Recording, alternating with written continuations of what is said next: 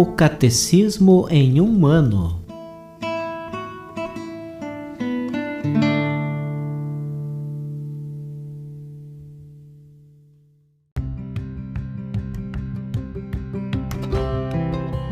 Olá, eu sou o Bruno, seminarista da Diocese de Ponta Grossa, Paraná. Você está ouvindo o podcast O Catecismo em um ano. Vamos ler todo o Catecismo da Igreja Católica ao longo de 365 episódios. Estamos utilizando a tradução em português apresentada pela CNBB em 2013, baseada na edição típica em latim.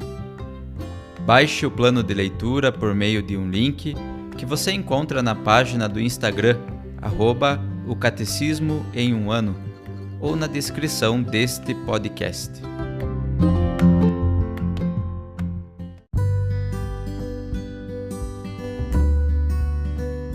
Este é o dia 231 do podcast O Catecismo em um ano.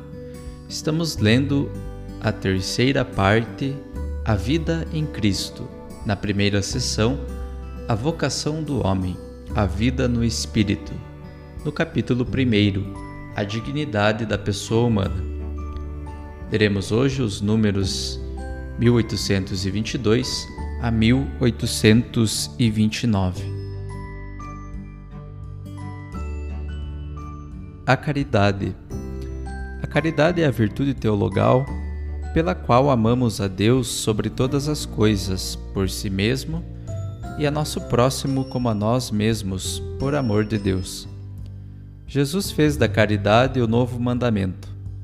Amando os seus até o fim, manifesta o amor do Pai que ele recebe. Amando-se uns aos outros, os discípulos imitam o amor de Jesus que eles também recebem. Por isso diz Jesus: Como o Pai me ama, assim também eu vos amo. Permanecei no meu amor. João capítulo 15, versículo 9. E ainda: Este é o meu mandamento: amai-vos uns aos outros, assim como eu vos amei. João capítulo 15, versículo 12. Fruto do Espírito e da plenitude da lei, a caridade guarda os mandamentos de Deus e de seu Cristo. Permanecei no meu amor. Se observardes os meus mandamentos, permanecereis no meu amor. Cristo morreu por nosso amor quando éramos ainda inimigos. Romanos capítulo 5, versículo 10.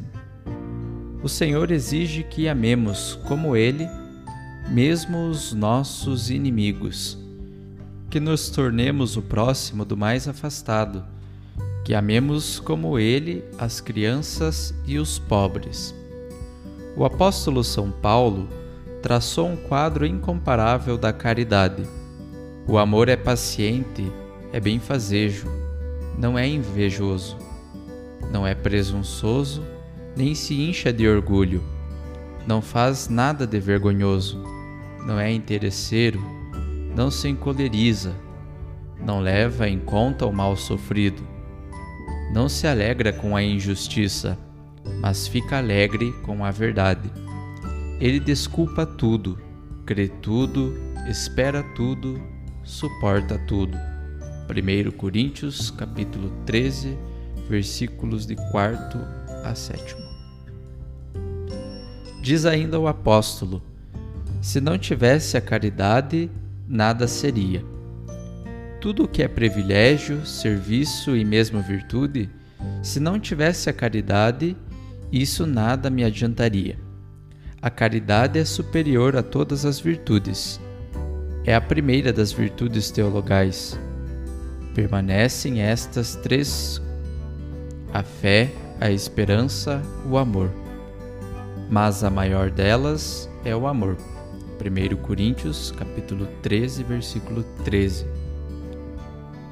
O exercício de todas as virtudes é animado e inspirado pela caridade, que une a todos na perfeição. É a forma das virtudes, articulando-as e ordenando-as entre si. É fonte e término de sua prática cristã. A caridade assegura e purifica nossa capacidade humana de amar, a elevando à perfeição sobrenatural do amor divino. A prática da vida moral, animada pela caridade, dá ao cristão a liberdade espiritual dos filhos de Deus.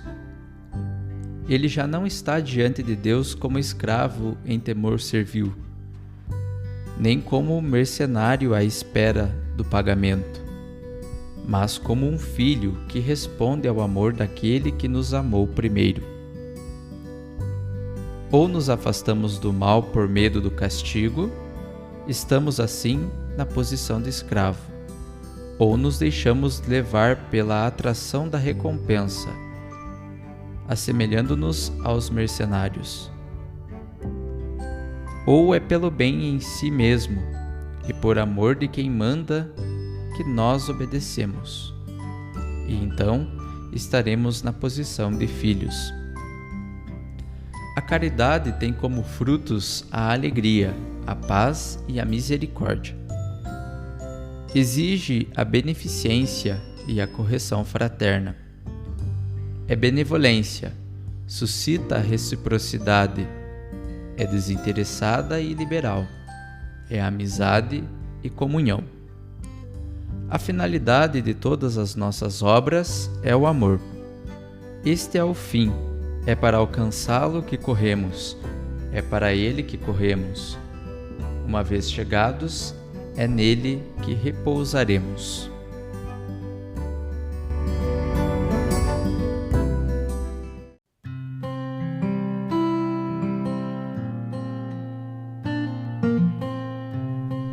Como comentário adicional para o episódio de hoje, ouviremos o discurso do Papa Francisco realizado na audiência geral na Biblioteca do Palácio Apostólico, quarta-feira, 19 de agosto de 2020. Catequeses, curar o mundo. 3. A opção preferencial pelos pobres e a virtude da caridade. Amados irmãos e irmãs, a pandemia acentuou a difícil situação dos pobres e o grande desequilíbrio que reina no mundo. E o vírus, sem excluir ninguém, encontrou grandes desigualdades e discriminações no seu caminho devastador, e aumentou-as. Portanto, a resposta à pandemia é dupla. Por um lado, é essencial encontrar uma cura para um pequeno, mas terrível vírus que põe o mundo inteiro de joelhos. Por outro, devemos curar um grande vírus, o da injustiça social, da desigualdade de oportunidades, da marginalização e da falta de proteção dos mais débeis. Nesta dupla resposta de cura, há uma escolha que, segundo o Evangelho, não pode faltar. É a opção preferencial pelos pobres, conforme a exortação apostólica Evangelii Gaudium, número 195.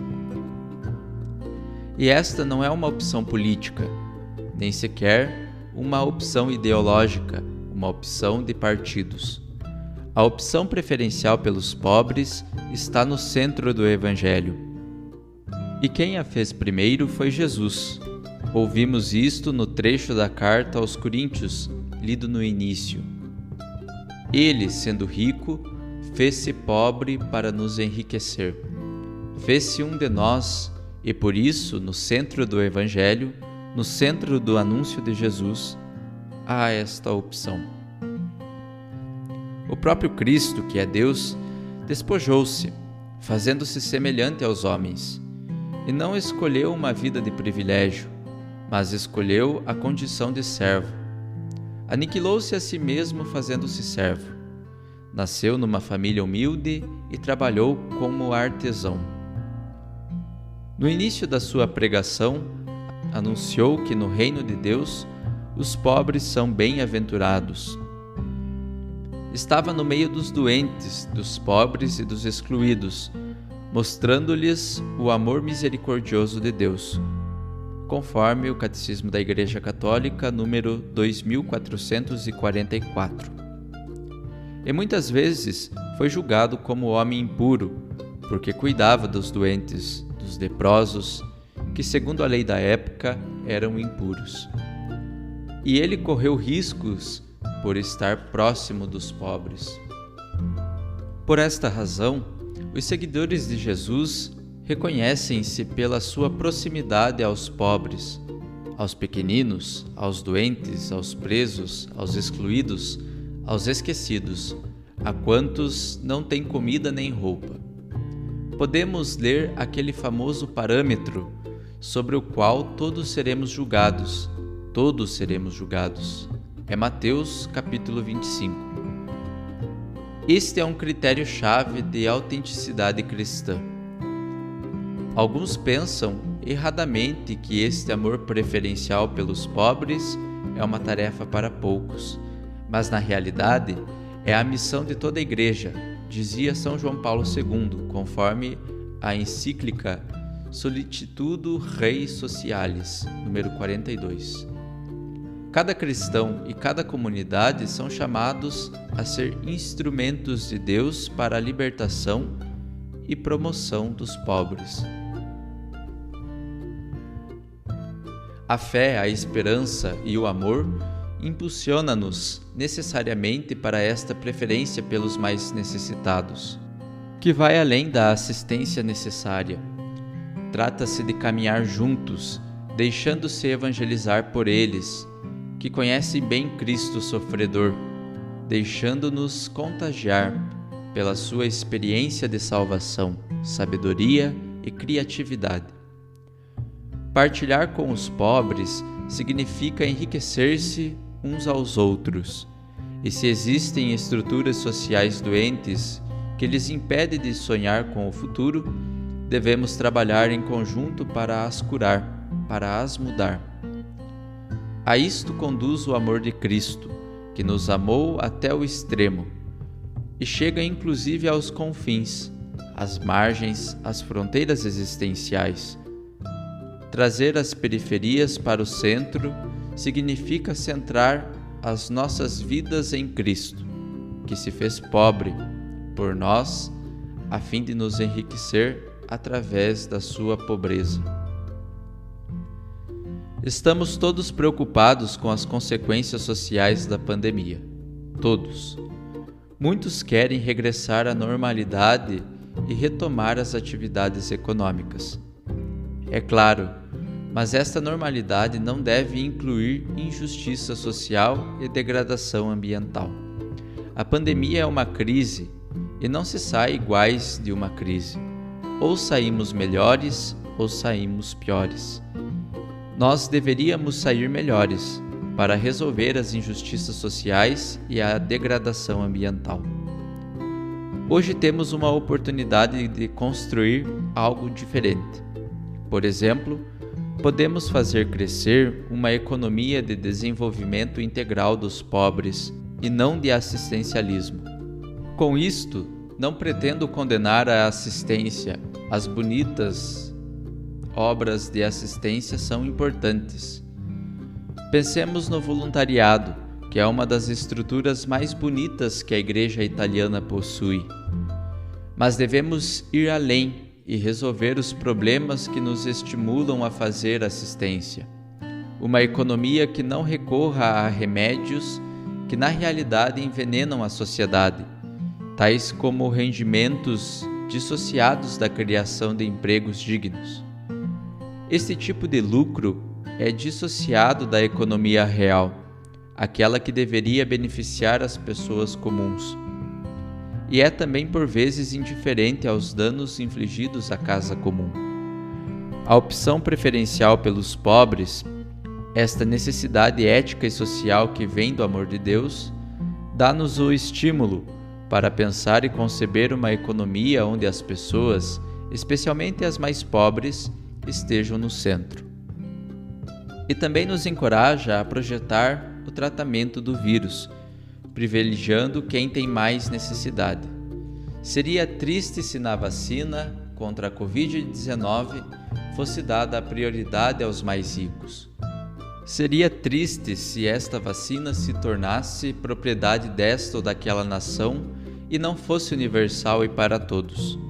E que escândalo seria se toda a assistência econômica que estamos a observar, a maior parte dela com dinheiro público, se concentrasse no resgate das indústrias que não contribuem para a inclusão dos excluídos, para a promoção dos últimos, para o bem comum ou para o cuidado com a criação.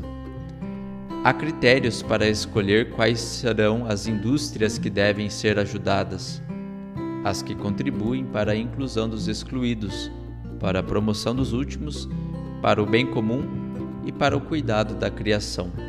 4 critérios. Se o vírus se voltar a intensificar no mundo injusto em relação aos pobres e aos vulneráveis, devemos mudar este mundo. Com o exemplo de Jesus, o médico do amor divino integral, isto é, da cura física, social e espiritual, como era a cura que Jesus fazia, devemos agir agora para curar as epidemias causadas por pequenos vírus invisíveis e para curar as que são provocadas pelas grandes e visíveis injustiças sociais. Proponho que isto seja feito a partir do amor de Deus, colocando as periferias no centro e os últimos em primeiro lugar. Não esquecer aquele parâmetro sobre o qual seremos julgados. Mateus capítulo 25. Ponhamo-lo em prática nesta retomada da epidemia. E a partir deste amor concreto, ancorado na esperança e fundado na fé, será possível um mundo mais saudável. Caso contrário, sairemos piores da crise. Que o Senhor nos ajude, nos conceda a força para sair melhores, respondendo às necessidades do mundo de hoje.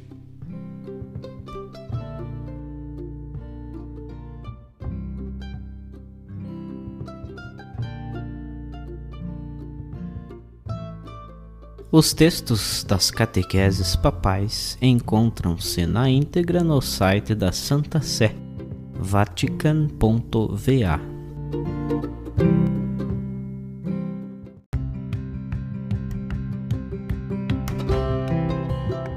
Você acaba de ouvir mais um episódio do podcast O Catecismo em um Ano. Continue nesse bom propósito de aprofundar o conhecimento e a vivência da fé católica e procure participar da sua comunidade. Rezemos por todos que estão fazendo esse caminho de leitura do Catecismo. Até amanhã!